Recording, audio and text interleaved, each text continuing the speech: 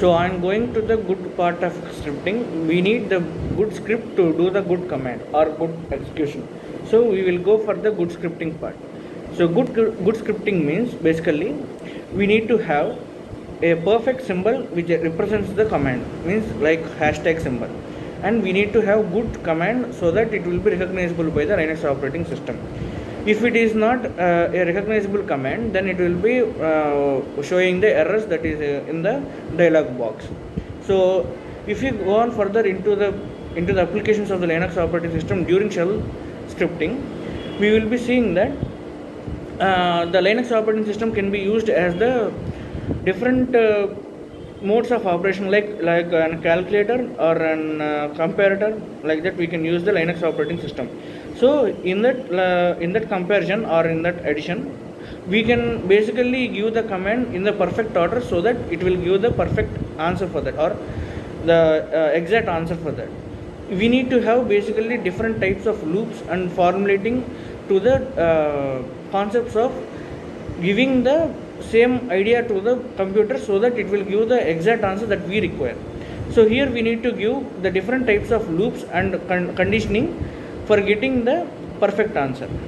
So here we can say that the perfect answer is the required answer which is required by the user.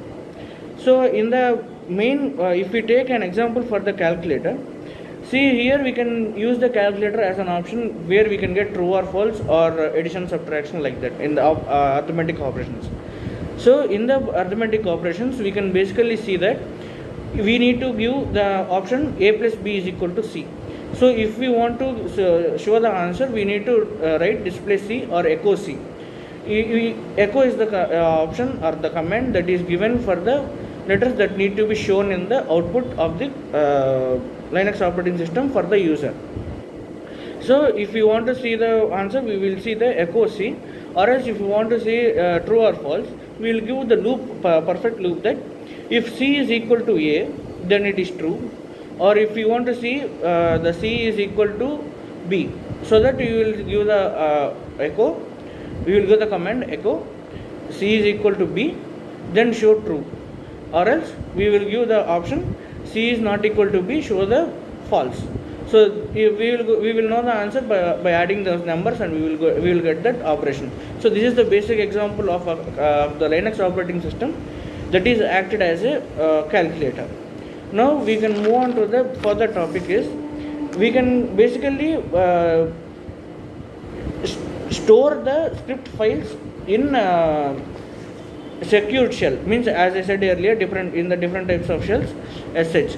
So sh is basically the secured shell. As I said earlier, the basic format of shell. It is a very useful and very user friendly shell.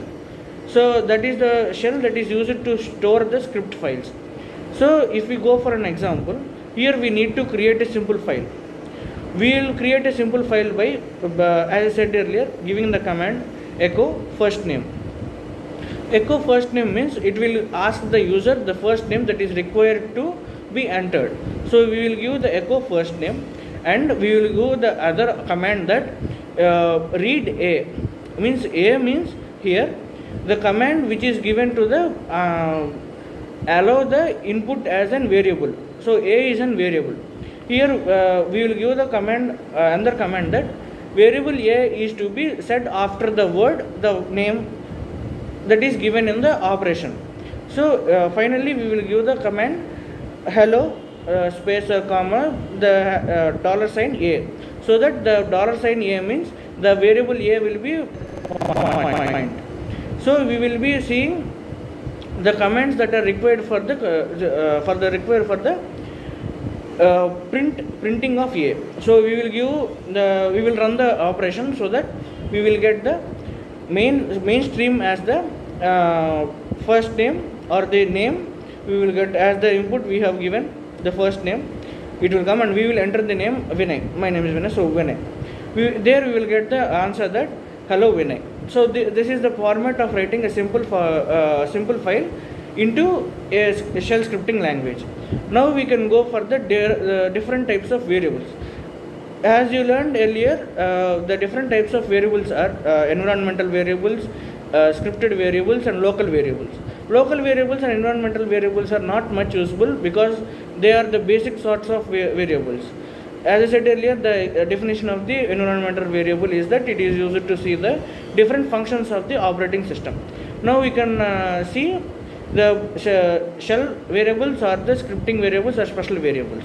So there are different types of special variables that are prefixed in the operating system, so that we can always use this as an simplified mode to or reduce the operation that is required for us to get the answer. So here there are basically different types of shell variables, like $0 for the scripting of the name, $n, so that we will give the n as a variable.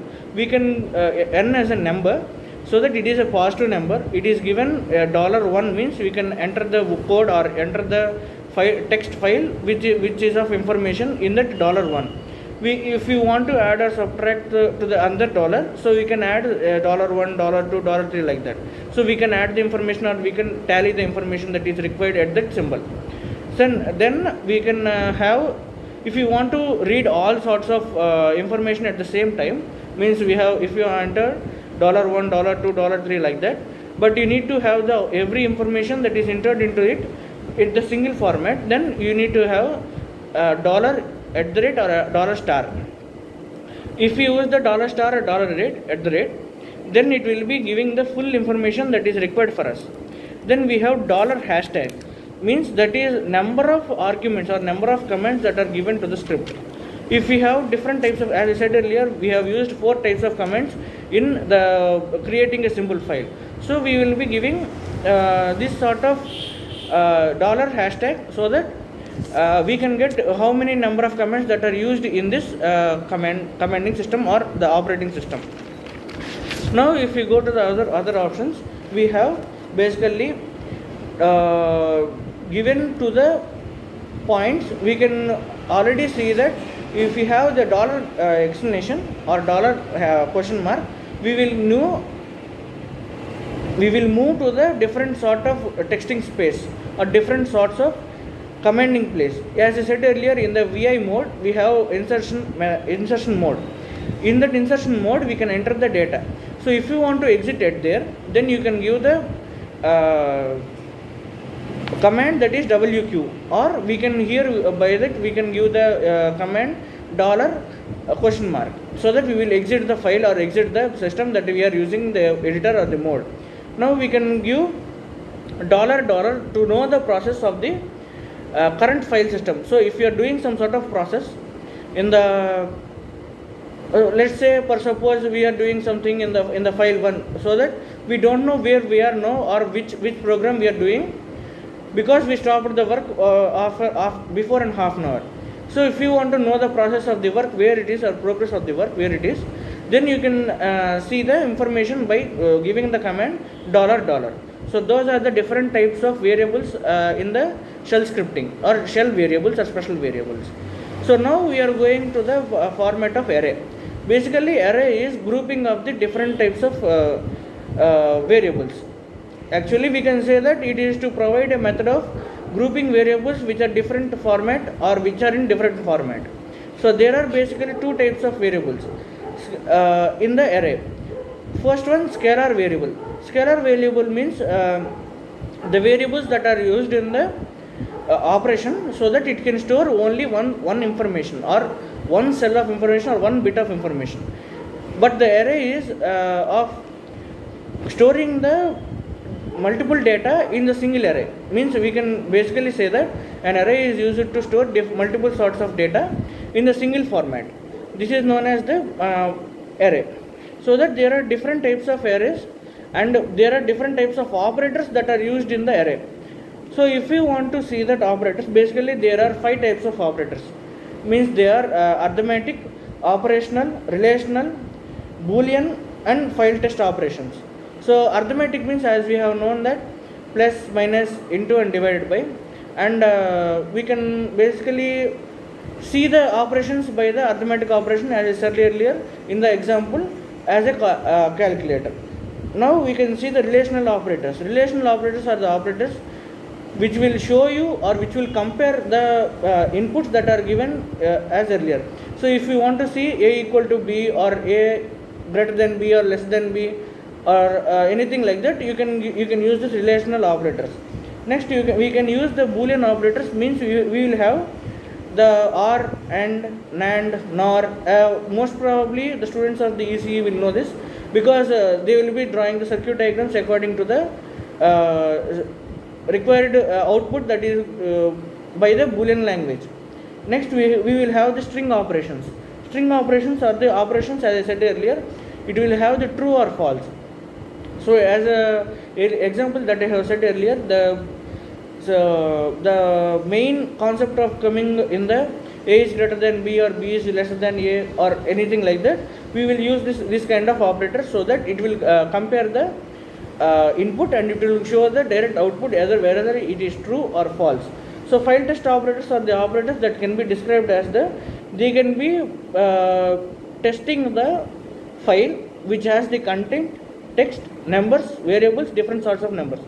So basically the file test operators are used to create the test in between the file which has the content like text or context. So we can know that main purpose to show the information. So we can test the file by using this operator. So these are the different types of shell operators, and we have known about the array. There are two types of array, scalar array and the array, and we have different types of variables like local variables, environmental variables, and shell variables. Those are known as special variables.